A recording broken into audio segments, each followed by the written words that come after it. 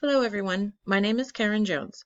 Kiana Tell and I have chosen to do our condition presentation on the major neurocognitive disorder, also known as dementia, which falls under neurocognitive disorders in the DSM-5 on page 602.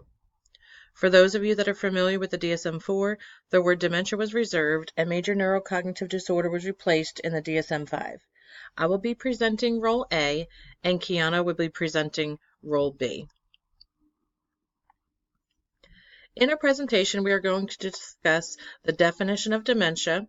You'll receive an overview from the DSM-5, and you will also have the ability to watch a short, but what I feel is a very informative video by the Alzheimer's Society named What is Dementia? Then Kiana will then provide a summary of an article titled What is Dementia Neurocognitive Disorder? And will be providing risk factors and possible preventions, and also providing national web resources. According to Alzheimer's.org website, their definition of dementia is simply stated as dementia is a general term for a decline in mental ability severe enough to interfere with daily life. So when someone begins to have short-term memory issues, many of the routine tasks begin to become more difficult or time-consuming. For example, simply planning their day, like what they're going to eat, where, writing out their bills, balancing a checkbook ledger, remembering the dates of their doctor's appointments, or even just a simple task of going to the grocery store becomes cumbersome. So many dementias are progressive, and that means that their symptoms start out slowly and gradually get worse over time. There really isn't any time frame that it happens. People progress individually at a different rate or pace, if you want to say. In my experience with clients and family members that have dementia, the first initial signs are subtle, such as continuous misplacement of keys and their signature or handwriting changes. One can only imagine that they have been writing their signature for years and it slowly becomes altered to the point where they no longer have the ability to write their own name. And also driving to a familiar place but forgetting the route or where you parked your car at a mall or something, anywhere you go becomes more difficult as well. So having these issues on a daily basis can really interfere with your life. And I feel that this is important information from the Alzheimer's.org. They suggest that if you or someone you know is experiencing memory difficulties or other changes in thinking skills, don't ignore them and immediately seek treatment from a doctor to determine the cause, because some conditions and after an evaluation can be treatable. And if symptoms, progress and even if they suggest dementia, early diagnosis allows a person to get the maximum benefit from available treatments and provides an opportunity to volunteer for clinical studies or trials, and also provides time for the individual to plan for the future, or the family needs, they're able to plan for the future. Meaning, if you know that someone has dementia, or you know that this can progress at whatever rate it's going to progress, you kind of plan as if, okay, so mom now is diagnosed with dementia, she's living alone, and depending on when down the road she can no longer live alone, what are we going to do? Are we going to have someone come in the house to assist her with her daily living needs, which is activities of daily living? As you can see in the slide, it's eating, bathing, dressing, transferring, walking, that kind of stuff, as the disease progresses. So the future planning includes, should we have someone come and live with mom, or do we think that mom's going to move in with a family member, or is mom going to need to go to an assisted living or another type of facility?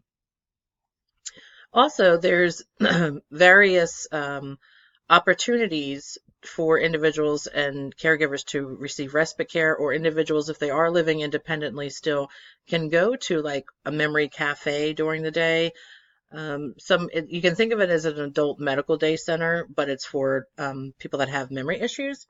So they're there anywhere between 4 to 6 hours a day, and then they return back home, and usually they provide transportation. So these are just things that need to be thought about when planning the future for an individual and when the needs progress. How can we help? How can we assist? And also, some individuals don't have family members, so they don't really have a choice. So if the individual finds out that were just diagnosed with dementia, then they can plan for themselves as if, okay, when this progresses to a point where I can no longer take care of myself, I can then go into an assisted living. And at that time, they can choose assisted living facilities or have arrangements made that they're going to go with their, a friend or go wherever they can or have someone come and stay with them. So here's an overview of the condition according to the DSM-5.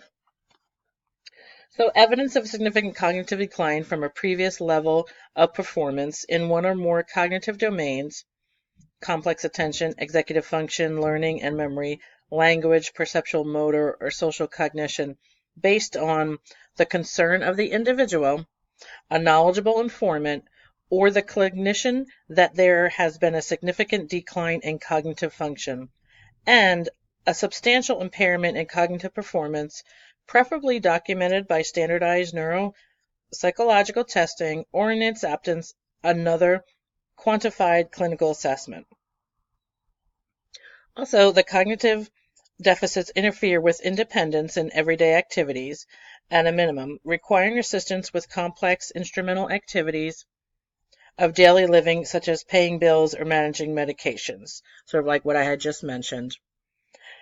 Another criteria is the cognitive deficits do not occur exclusively in the context of delirium. Also, the cognitive deficits are not better explained by another mental disorder, either the major depression disorder or schizophrenia. So that's what the diagnostic criteria for major and mild neurocognitive disorders, which we're discussing the major neurocognitive disorder, according to the DSM-5. Now, once someone has issues related to the memory and stuff, and they're going and they get treatment from a physician or some sort of clinician and that kind of thing, there's also, in order to diagnose them, there's also the specifiers. This is a list of the specifiers that are in the DSM-5. As you can see, there are many, but this is not all types of dementia. But this is what's in the DSM-5.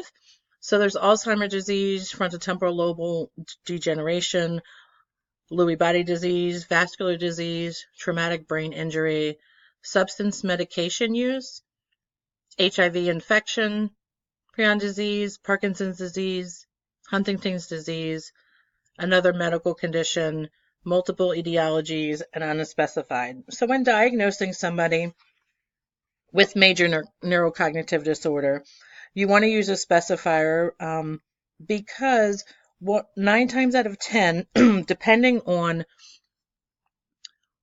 what it is or what you're diagnosed with. So say it was major neurocognitive disorder due to HIV infection. Then there's a way, and it's notable that it could be treated. So if your HIV infection is being monitored by a doctor, your levels and numbers are being managed, you're pretty much what they now call undetectable, then you should start seeing that the dementia-related issues are going to subside. So that's why it's important to seek a clinician help, to being followed and staying with a medical provider. And it's important to follow along and hopefully to give yourself some time and to allow, I know it's going to be a natural progression, but to kind of interfere and decrease the memory issues that you would have or can start to have. So it is very important to be followed and treated and find out what it is related to. And also, as a clinician, you want to know what the specifiers are in an individual in order to help them with their therapy or progression. So next we're going to show a video which is called What is Dementia? This is a very short, but what I feel is informative video. It kind of explains what dementia is in a very, if you say, picturesque kind of way. Thank you, and hope you enjoy.